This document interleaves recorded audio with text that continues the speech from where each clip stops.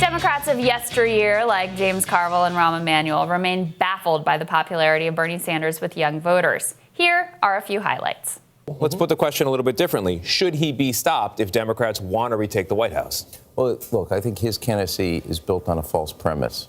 So whatever you do, if you want to vote for Bernie Sanders because you feel good about his program, because you don't like the banks on Wall Street or you don't like pharmaceuticals, that's completely legitimate. I understand that. If you're voting for him because you think he'll win the election because he'll galvanize heretofore sleepy parts of the electorate, then politically you're a fool.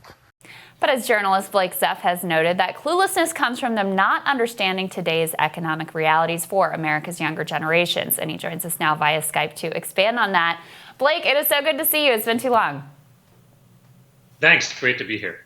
All right, so where do you think this disconnect is between a lot of the punditry that we hear on cable news and the reality that overwhelming majorities of young voters really back Bernie Sanders and the program that he's running on?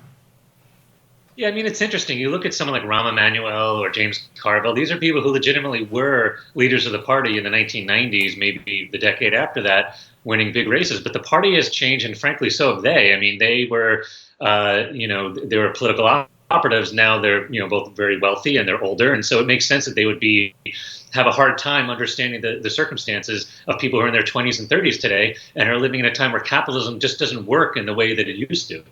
Yeah, and I think that's one of the reasons why you see this real generational divide within the party. For older voters, it's like, let's just beat Trump. Whoever you are, we don't care what you stand for. We don't care what you said in the past. We just want to be told who can beat Trump. For younger voters, it's a very different dynamic. They see beating Trump as, the first step towards a broader, very significant change that they ultimately want to see and think that is necessary, not like a frivolous thing or a nice to do, but an essential thing. Yeah, think about it this way. I mean, if you're in your 20s or 30s, today, there's a very good chance that you had the following trajectory in your early life, right? You're a teenager, you're working hard to get into college because you're told that you need to have a college degree in this day and age in order to get ahead, or not even just to get ahead, but to lead a decent life. So you work really hard, you do what you think is the right thing. Most people can't afford the exorbitant costs of college today or grad school. We're looking, some places are as much as $60,000 or $70,000 a year. You take on these huge loans. Keep in mind, these are people who are like 17 years old, right? And guidance counselors say, don't worry, everyone's got these loans. You'll pay them off when you're out of college or out of grad school. Everyone has them. It's not a problem. Well, these people then enter adulthood, and on day one, basically after they graduate, they're told start paying these loans, which are anywhere from $300 to $500. So some people have to pay as much as $2,000 a month for grad school because it's so expensive. And so they've entered a job market where you have all these changing industries, as you well know, and you've got wages that are flat. I read somewhere that the cost of tuition is growing at 8 times the rate that wages are growing. So this this bargain that people had back in the day of Rahm Emanuel and James Carville, where there was an American dream and maybe the system did work for some people. In this day and age, it's very, very different. People are entering adulthood with massive debts. The idea that they'll ever own a home or even a car or start a family is really something that's out of reach for most people. So to just change from Trump, which most people, I think, do want to get rid of him, but to change from him to something that's incrementally better is not as exciting as something that is offering real substantive change. Well, and this becomes an electability question, right? Because we hear all the time like, it's going to be a problem for Bernie to win over those never Trump Republicans. First of all, there's like 10 of them and they're all on cable news.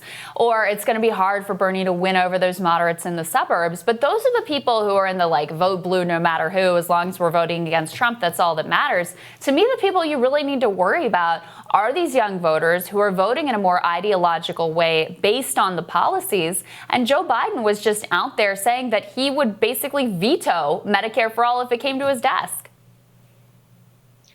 That's exactly right. And so, look, there is an electability case for Sanders. I'm not a Sanders surrogate, but it looks something like this.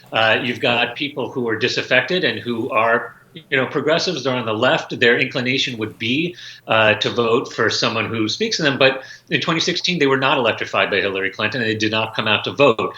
The argument is Sanders would be able to pull in those people. That alone might be enough to make up the short margin that the Democrats lost by last time. But then also, there are a lot of folks who, in some of these Midwestern states, that that really ended up being the margin of victory for Trump, who were willing to try something new, like happy with the guy that they got, and seeing someone else who's speaking to these issues, they may pull the lever for. In terms of Biden in particular, as you mentioned, the idea that he's going to buck the party on Medicare for all is really an interesting decision, because to date right now, we've had 18 states vote in the Democratic primary. For 16 of them, we have exit or entrance polling data of people who actually literally showed up to the polls. They were asked, what do you think of Medicare for all? And the question was worded very, very clearly. It was, how do you feel about replacing private health insurance with a single-payer government option? In all 16 of those states, Crystal, more people were for single-payer than for the current status quo. That includes Tennessee, Alabama, places like that. It's really stunning. And so for Joe Biden to kind of poo-poo that and say, well, we'll just stick with the status quo, is really not in line with where the party is right now. Yeah, I think that's right. I also wanted to ask you, Blake, you're kind of a Michael Bloombergologist. You are a longtime operative in New York politics. That's where I got to know you, was in New York City. You watched Bloomberg for a long time.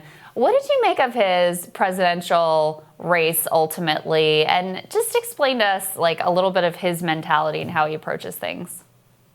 Yeah, to me, the Bloomberg candidacy it was sort of almost like a political science experiment, if you will. It's like, let's take a guy who is completely ill-fitting for a Democratic primary based on his ideology, his record, his tone, his posture, the fact that he's a literal billionaire. I think he's like the 9th richest man in America. Right. Take that. And also, he doesn't have that much charisma. Let's throw that into the mix. And Clearly. Take that and then add unlimited resources, literally. He can spend whatever he wants. And then add to that some really, really smart people and strategists, right? Because when I worked in New York politics, as you said, I worked with a lot of these people who work for Bloomberg, and they are really, really smart. And you're giving them unlimited money, you would think that the sky is the limit. However, the obstacles that I just mentioned to you proved ultimately to be insurmountable. I mean, the guy, wanted to, I think you saw in the debates, he had this inability to speak to kind of core Democratic issues and was on the wrong side of a lot of this. But one thing I think is interesting is, there could be this rush to conclude that, money doesn't necessarily mean that much in these campaigns because Bloomberg had all the money in the world and didn't get him very far. I think that's true if you have someone who has a record or kind of a profile, a candidate profile that doesn't really fit that party that they're running in. But imagine a situation where Bloomberg is more of a kind of just blends into the Democratic field. He kind of, let's say he's a mainstream, quote unquote, Democrat, and he has all those advantages. Then I think you might see something very different. And that's a question that has not been answered yet. What happens when you have someone who kind of is part of the party and has unlimited resources? I think you might see something very different. Well, and not only that, but if he just stays off the debate stage entirely or has a reasonable performance, didn't have to be sparkling, but a reasonable performance, and then Biden continued the weakness that he exhibited early in the campaign, Democrats were ready to throw themselves at Michael Bloomberg. He was racking up endorsements from Muriel Bowser here in D.C., from London Breed, who's supposedly a progressive, out on the West Coast in San Francisco. Stacey Abrams was pictured with him because he had given money to her nonprofit. I think they would have ignored all of the policy problems and all of that if he was the only available sort of moderate centrist establishment type figure to coalesce around. I think that coalescing could have just as easily have happened around him as it did around Joe Biden. 100%, because as you know, the moderates were shopping for an alternative to Bernie for months. Anything that would stick, they went for. So at one point it was Buttigieg, right? And he does well in Iowa, and that's their guy. Then they switch over. You remember when Amy Klobuchar was the big star of the centrists? They were so excited about him and tried to make that happen, pretending that a third place, showing in one state meant that, she was off to the races. Then it turned into Bloomberg, as you mentioned. And ultimately, of course, it became Biden. So they were constantly shopping around, trying to make it happen for someone. And what's really interesting, I mean, there was a lot of controversy around the DNC changing the rules so that Bloomberg could be in the debate. Remember that? And people thought, maybe this was an unfair advantage for a billionaire. But even, as a Bloombergologist that you said I was thinking at the time, this is not going to be great for Michael Bloomberg. The longer that he can skate by and hide behind these ads that people are enjoying, the better for him. Because, I remember when he first ran, Crystal, in New York City in 2001, the trick that he did in his commercials was he never talked in any of them. So by the time that he was elected, it was right after 9/11 in 2001. I think most New Yorkers heard his voice for the first time when he gave his victory speech that night.